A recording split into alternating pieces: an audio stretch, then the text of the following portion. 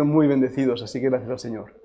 Vamos a abrir las Escrituras rápidamente, vayamos a Génesis capítulo 3 y empezando en el versículo 8, Génesis 3, 8.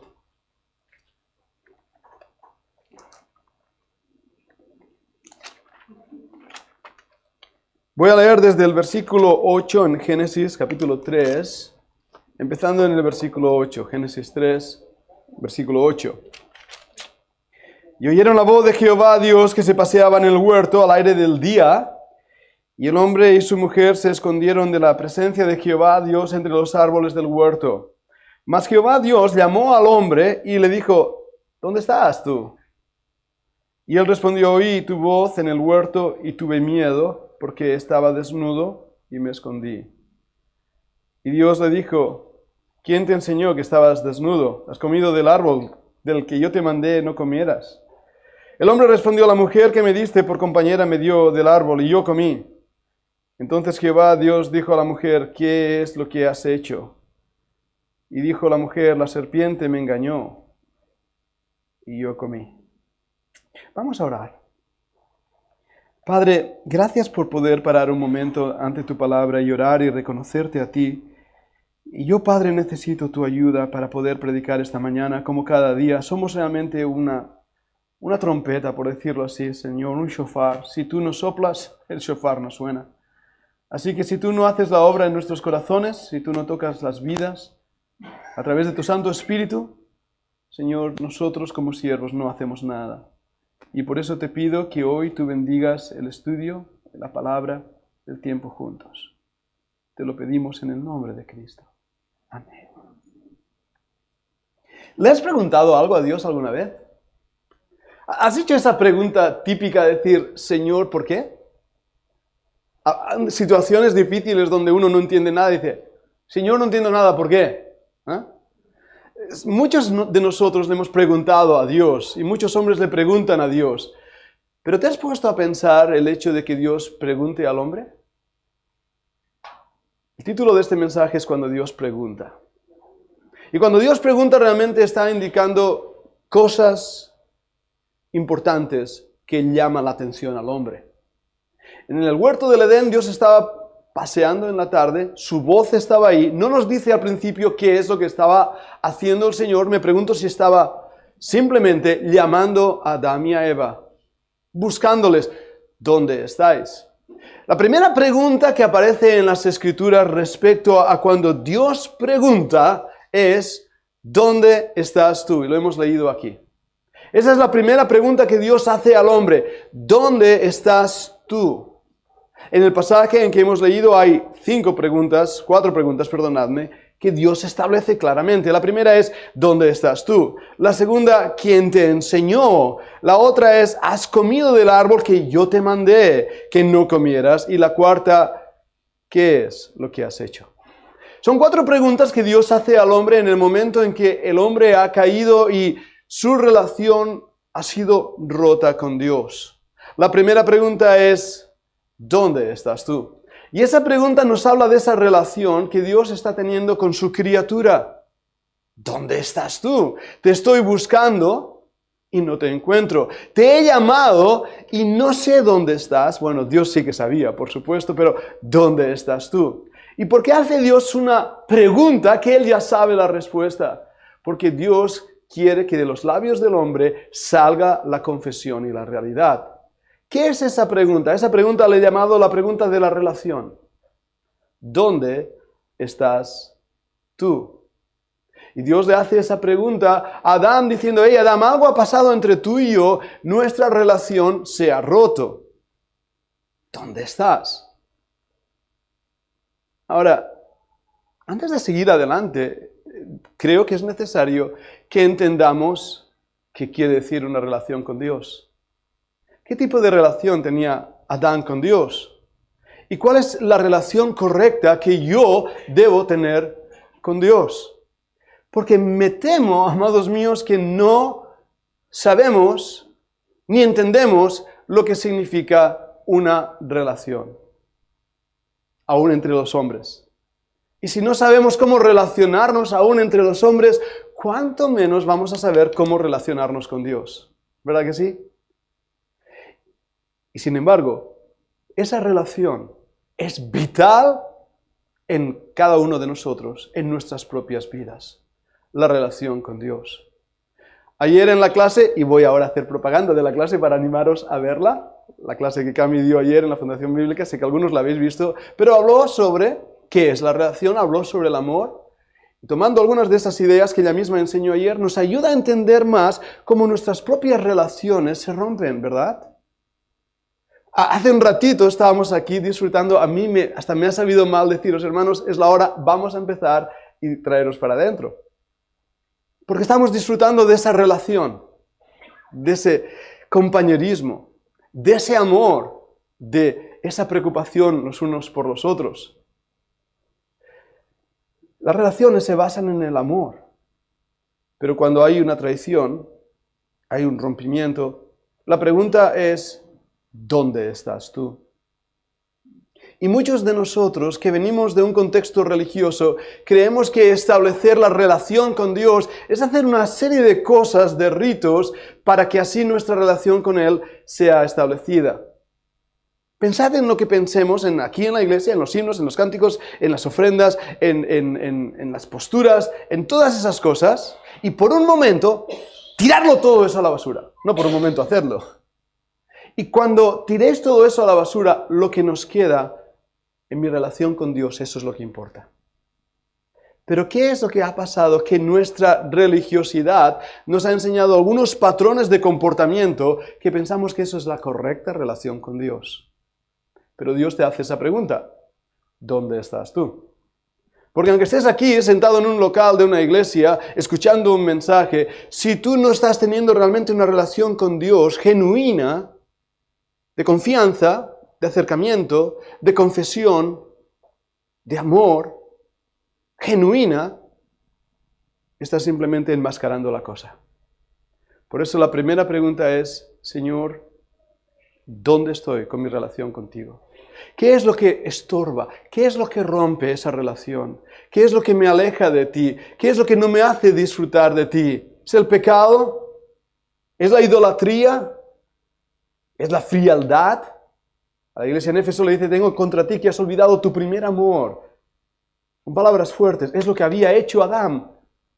El amor que debía tener hacia Dios ahora es puesto a un lado y él nota esa frialdad. ¿Dónde estás? Y hermano que me escuchas esta mañana, ¿dónde estás en cuanto a esa relación con Dios? A esa cercanía, a esa sinceridad, a esa confianza, a ese ser tú mismo.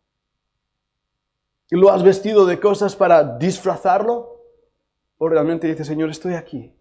Te necesito y quiero tener comunión contigo. La segunda pregunta que él hizo es, ¿quién te enseñó, en este caso, que estabas desnudo? Y esa es la pregunta del conocimiento. Hermanos, ¿quién nos ha enseñado a cómo es Dios? ¿Quién te enseñó? ¿De dónde vienen nuestros conceptos de Dios? Hemos leído las Escrituras, por años hemos estado en iglesias, pero llevamos un bagaje, llevamos unas mochilas con conceptos de Dios que son falsos. ¿Quién te enseñó? En la clase de ayer lo decía claro. Se decía de una forma muy clara. El helenismo, voy a decir la idea griega, las ideas griegas. Creo que en la clase del viernes también lo mostró Cami claramente. Hermanos, somos helenistas, ¿verdad que sí? ¿Qué quiere decir helenistas? Nuestros conceptos de Dios son conceptos del Olimpo griego.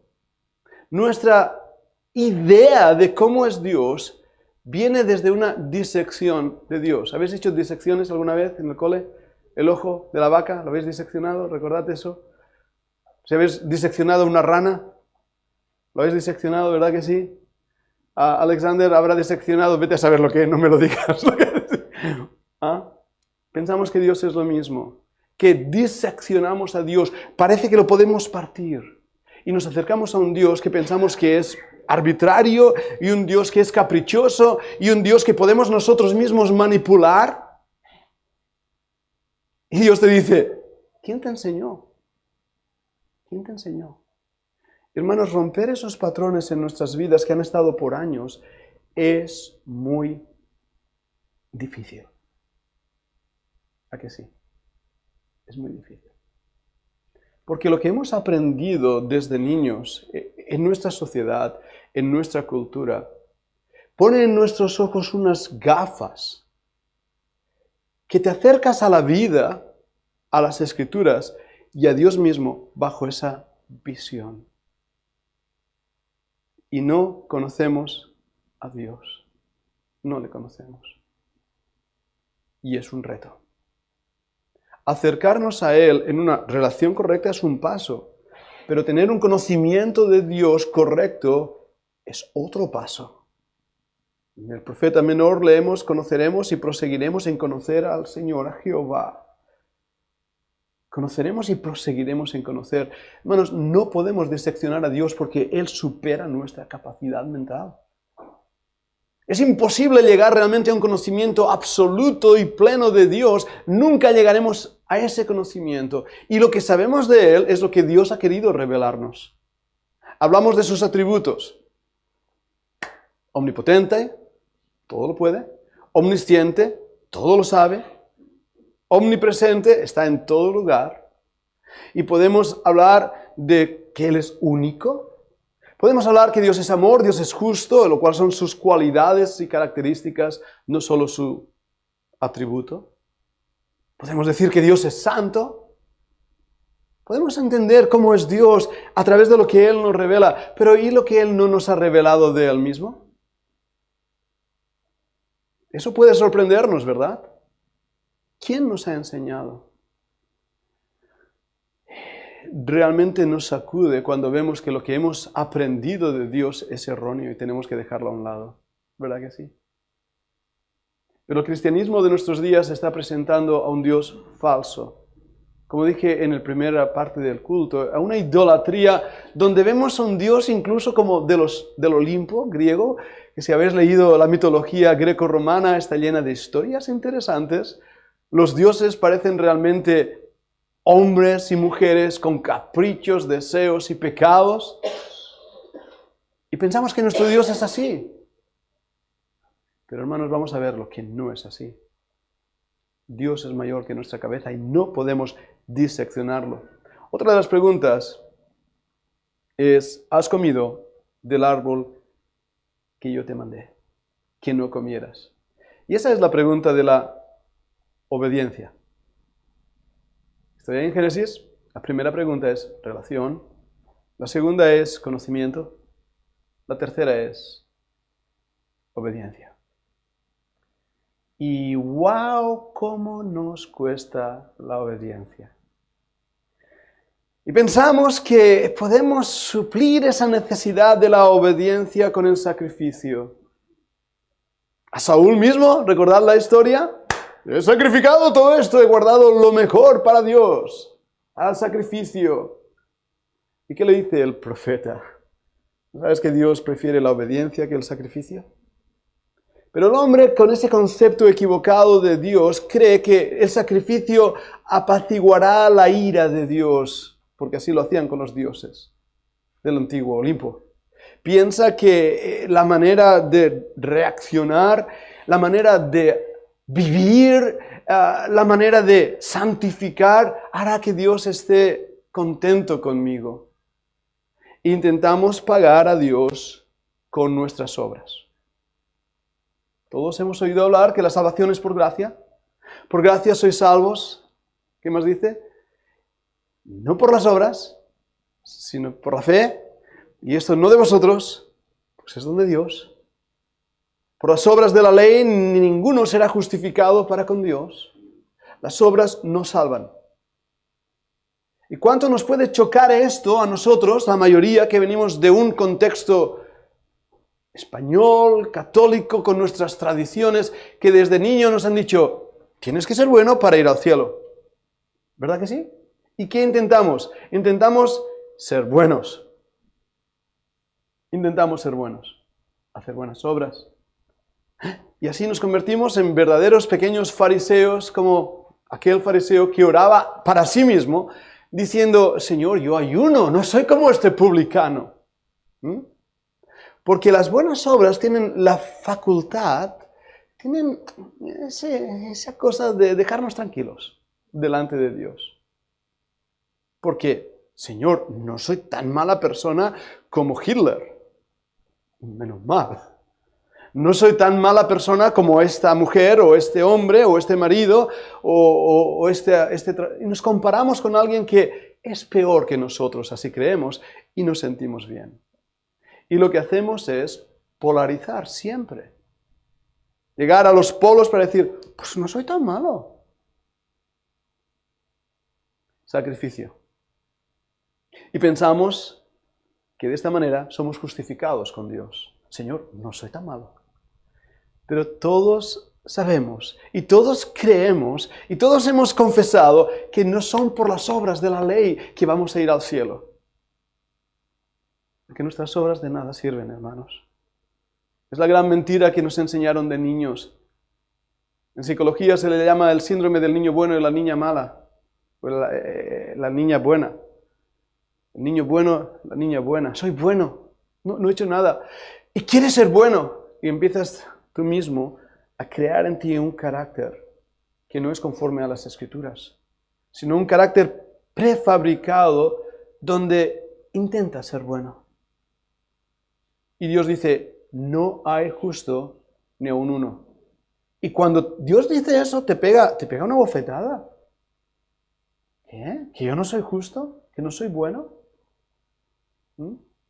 No, no lo eres.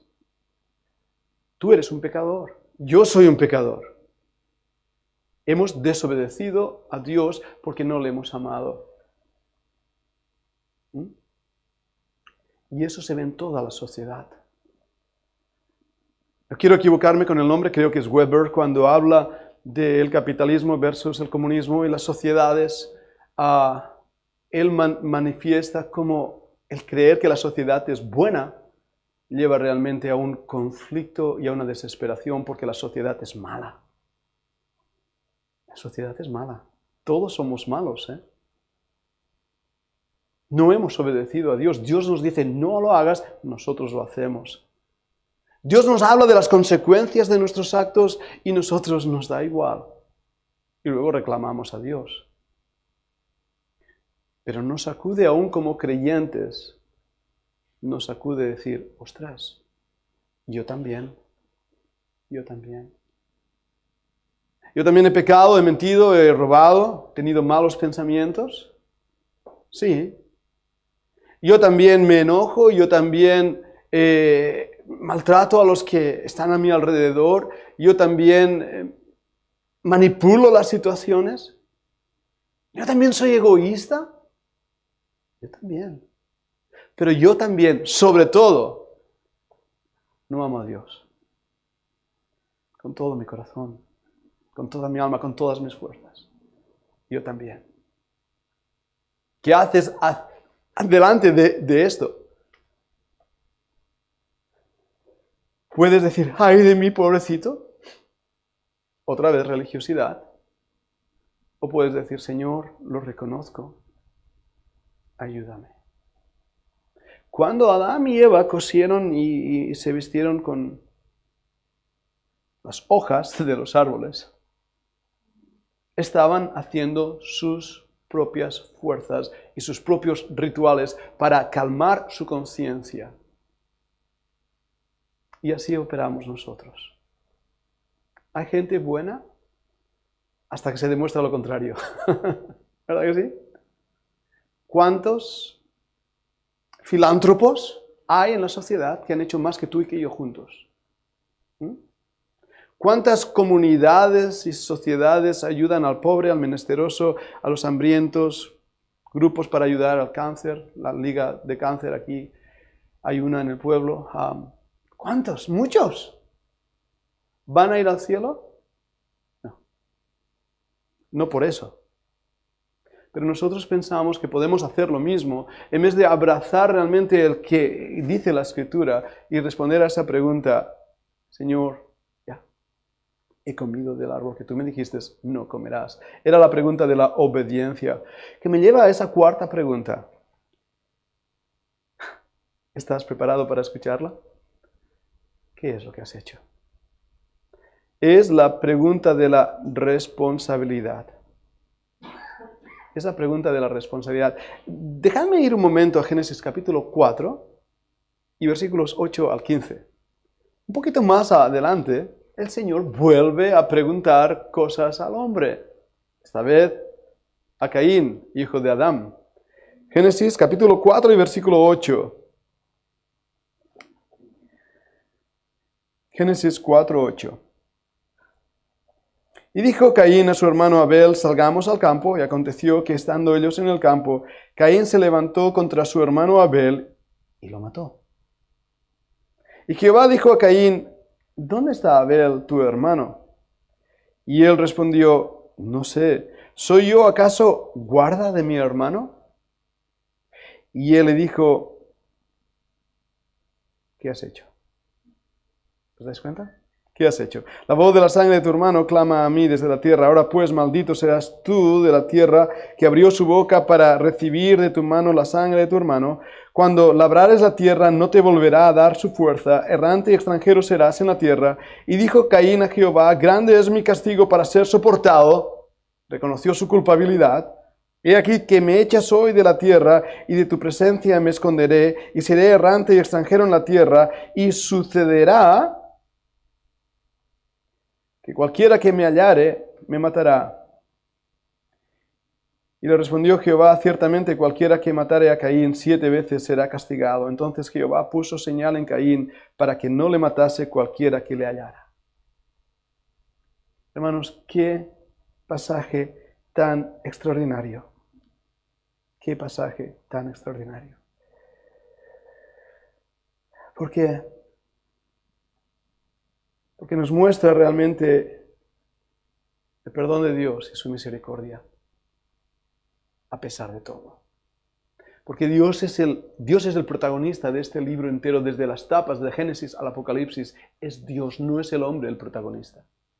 Y si nos da esta misma historia aquí, como también estaremos viendo esta tarde cuando veamos el libro de Job, vamos a estar viendo cómo Dios está mostrándonos las historias de hombres diferentes para mostrarnos cómo es Él y para que le conozcamos más y tengamos una relación correcta con Él. Caín, ¿qué has hecho? Adán, ¿qué es lo que has hecho? Pedro, ¿qué has hecho? Y no puedes evadir esa pregunta. Tienes que contestarla. Eso es lo que se llama la confesión. Tienes que decir al Señor, ¿qué has hecho? Y a veces uno no sabe ni por qué lo hace, ¿verdad que sí? Pero ¿qué has hecho? Y esa pregunta nos lleva a una responsabilidad delante de Dios que nos pone realmente en el lugar correcto. ¿Por qué? Porque no podemos tirar la culpa de lo que hemos hecho a nuestras circunstancias. Y muchas veces lo hacemos. ¿Verdad? Si no hubiera estado en el huerto del Edén y no hubiera habido este árbol, no hubiera pasado nada. Pero Señor, es culpa tuya porque tú me metiste en estas circunstancias. No. Dios te pone en circunstancias donde Él, si te dejas llevar por Él, en obediencia, en relación, en compañerismo, en sinceridad, en humildad, Él te bendice porque Él te ha puesto en el mejor lugar que puedes estar. Dios te ha puesto en un huerto, Dios te ha dado fruto en abundancia, Dios te ha dado todas estas cosas y puedes disfrutarlas. Pero hay una responsabilidad. Hay una responsabilidad. No son las circunstancias. Hablaba un ratito hace con la hermana, ¿verdad? Me contabas tu vida, esos intentos incluso de su marido la matara. Estaba explicando. 4 veces me dijiste, ¿verdad, hermana? 4 veces. Cómo Dios puso su mano de protección sobre ti. Sus circunstancias fueron pésimas, horrendas, horribles. Pero ella no se aferró a las circunstancias, se aferró a aquel que es poderoso para estar por encima de las circunstancias. Y no podemos tirar la culpa a las circunstancias para ser lo que somos. Somos lo que somos por cómo respondemos a nuestras circunstancias. Muchas veces las circunstancias son las cosas que Dios hace para sacar de nosotros lo mejor. Y perdonadme porque voy a ser gráfico. A veces las circunstancias son esa presión sobre un grano de pus que hace salir el pus. Saca de nuestra vida lo que estorba, lo que no gusta. Y Dios usa las circunstancias como un cincel para formar en nosotros al Señor Jesucristo. Dios no es un Dios caprichoso. En una película que vi hace un tiempo, El abogado del diablo, dice el diablo, eso que construye una mariposa para después romper sus alas. ¿Creéis que Dios es así? Yo creo que no. Dios no es ese Dios caprichoso. Una de las cosas que debe dinamitar la idea calvinista de la doble predestinación es que Dios se goza en crear millones de almas con el único objetivo de enviarlas al infierno. ¿Es ese nuestro Dios? No. Nuestro Dios no crea una mariposa para después destruir sus alas. Dios no nos pone en un huerto del Edén para después crear en nosotros, no sé, una destrucción total. Dios nos da cosas buenas, hermosas en nuestras vidas para que le demos glorias a Él. Así que no tiremos la culpa a las circunstancias. Pero en segundo lugar, no tiremos las culpas a los demás.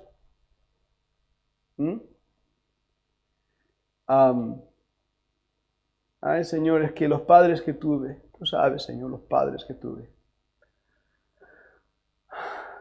Yo tengo 55 años, mi papá está en el cielo. Así, gracias por lo de joven. Mi papá, bueno, Dios tuvo misericordia de él, os lo digo francamente. Cómo nos trató, lo que hizo conmigo, lo que pasó, todo eso quedó ahí lejos en el pasado. Si yo continúo aferrándome a esas circunstancias que viví, lo que estoy haciendo es excusándome delante de Dios, tirando la culpa a las personas. Yo soy lo que soy hoy por las decisiones que he tomado. Día a día, a veces sin quererlo, a veces sin saberlo. Pero no tengo excusa, soy responsable. Soy responsable. Hermanos, es un trabajo que el Señor hace en nuestras almas día a día. Día a día. Por eso sed pacientes conmigo, Dios no ha terminado conmigo todavía. Dios sigue trabajándome día a día, Dios sigue puliéndome. Y Dios usa a personas en nuestras vidas, a personas, para nuestro propio bien. Caín podía haber sido fulminado por Dios así, de inmediato. No lo hizo. Adán podía haber sido fulminado así, de inmediato. Dios no lo hizo.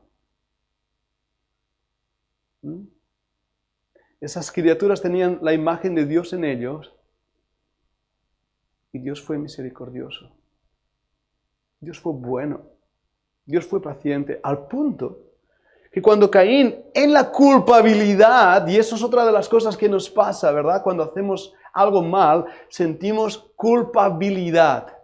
Y la culpabilidad son unas cadenas que te hunden, donde tú quieres compensar lo que has hecho mal haciéndolo bien, ¿verdad? Un hombre le pega una paliza a una mujer, a su esposa, le da una paliza, se siente después tan mal que al día siguiente la empieza a tratar con cariño.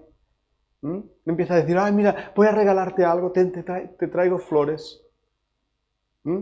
Y eso lo hace, vez tras vez tras vez, la pobre mujer piensa, ay, ya ha cambiado, ya no es el monstruo que era, ahora realmente me ama. Mentira. Se siente culpable, está intentando compensar. Y de aquí a un tiempo, cuando se le olvide su culpabilidad, te volverá a pegar una paliza. Entonces hay dos preguntas, cuando estás con un narcisista, hay dos preguntas que debes hacerte. Una es, ¿cuándo fuiste su esposa? La segunda es, ¿cuándo dejarás de serlo? Porque no hay manera de solucionar el problema. La responsabilidad pertenece a cada uno. Y Dios obra en las circunstancias, y Dios obra en las personas, y Caín se sentía culpable, y dijo, ¿sabes qué? Pues que me mate el primero. ¿Y qué hace Dios? Le pone una señal, No sabemos qué era esa señal, no tenemos ni idea. Alguien dijo, Dios es el inventor de la Escritura, y lo creo. Los primeros símbolos hallados en la arqueología es un círculo con una cruz en medio. Es un símbolo que no se sabe muy bien qué es, pero es el símbolo más antiguo en la Escritura. Y en la Escritura fenicia se encuentra ese mismo símbolo, y en otras escrituras pictóricas. No sabemos qué señal era. Lo que sí sabemos es que él dice, mira, en el versículo 13, fijaros en esto, es curioso. Le respondió Jehová, ciertamente, cualquiera que matare a Caín 7 veces será castigado. ¿A qué os suena esto? 7 veces. Señor, ¿cuántas veces perdonaré a mi hermano? Mateo 18, 22. ¿Cuántas veces? 7. Porque mira el versículo 24, Génesis capítulo 4, 24. Si 7 veces será vengado Caín, Lamec, en verdad, 70 veces 7 lo será. Qué curioso. 70 veces 7 lo será castigado. Venganza. Y el Señor toma esto, que los judíos bien conocían de estos principios, y dice, ¿cuántas veces vas a perdonar a tu hermano? 70 veces. Lamec, 70 veces castigado. Dios muestra su amor para con nosotros en que siendo aún pecadores, Cristo murió por nosotros. Pero nosotros no somos capaces de mostrar nuestro amor hacia el hermano que peca contra nosotros. No somos capaces. Porque nuestras relaciones están rotas y no sabemos cómo vivirlas. No sabemos cómo amar. No sabemos cómo entregarnos.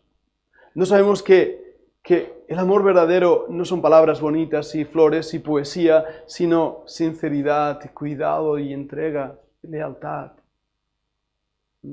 No sabemos perdonar ni que nos perdonen porque la culpabilidad nos arrastra. No sabemos ser aceptados por Dios porque no nos aceptamos a nosotros mismos y nos flagelamos, ¿verdad que sí? Cuando el Señor nos dice, no, tú eres digno de ser amado. ¿Por qué buscó Dios a Adán? ¿Acaso no sabía Dios lo que había pasado? Claro, lo sabía. Desde antes de la creación del mundo. Antes que Él con sus labios dijera sea la luz y fue la luz, Dios sabía lo que iba a pasar contigo y conmigo. Oí la voz. ¿Qué estaba haciendo Dios? ¿Cuál era su voz? La voz que calma la tormenta, la voz que dice sea la luz, fue la luz, la voz que truena según el salmista entre las aguas, la voz de Dios, ¿qué estaba diciendo en el huerto? La Biblia no nos lo dice, solo nos lanza una pregunta. ¿Dónde estás tú? ¿Os das cuenta? Y hermano, esa pregunta sigue resonando hoy en el mundo entero, diciendo a cada uno de nosotros, ¿dónde estás tú? ¿Dónde te encuentras en este momento en cuanto a la relación con Dios? ¿Es tu Padre? ¿Es tu amigo? ¿Es tu Señor? ¿Es tu Dios? ¿Qué es Dios para ti? ¿Qué tipo de relación tienes con Él? ¿Y quién te enseña? ¿Quién te enseña? Corramos a la palabra de Dios para que sea su palabra la que nos enseñe.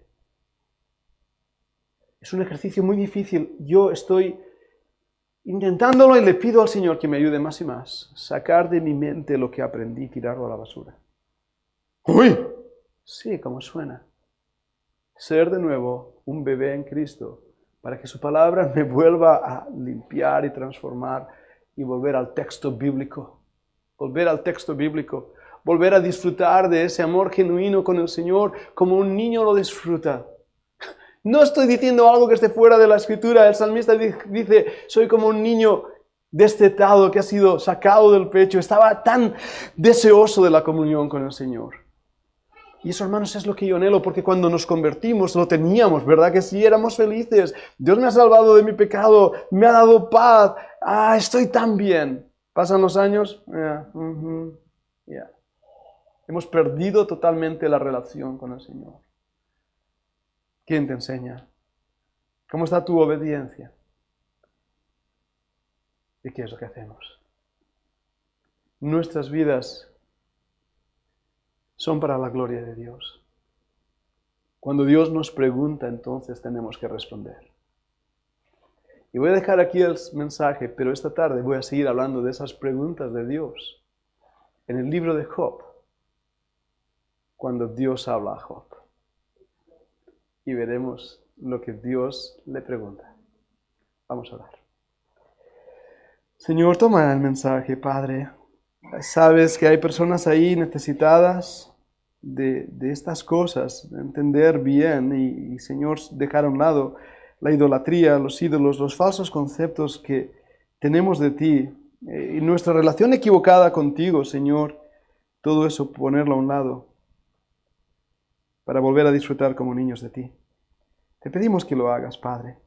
Te damos gracias por este día. Te pedimos por los hermanos aquí presentes en el local, los que están también en el retiro, los que están saliendo de vacaciones, los que están enfermos, por mis amados hermanos en Colombia, Señor, el grupo de Colombia, de Argentina, ahí en Cuba, Pastor Danilo, Señor, te pido por él, por Pastor Freddy en Ecuador, te pido, Señor, por Pastor David también en Paraguay, estos queridos hermanos que nos siguen, Señor, que están siendo también transformados por tu palabra. Ayúdanos, Señor, que nuestra luz realmente ilumine y llegue a muchas almas. Pero no por nosotros, Padre, sino porque somos responsables, porque un día tú nos vas a preguntar. Tú nos vas a preguntar y tendremos que dar cuenta a ti. Ayúdanos a que nuestras respuestas cuando nos pregunten sean las correctas. Como cuando le preguntaste a Pedro, ¿quién dicen los hombres que soy? Pedro respondió, tú eres el Cristo, el Hijo del Dios viviente. Y así sea nuestra relación contigo, que te conozcamos, que podamos saber quién eres. Te lo pedimos en el nombre de Cristo.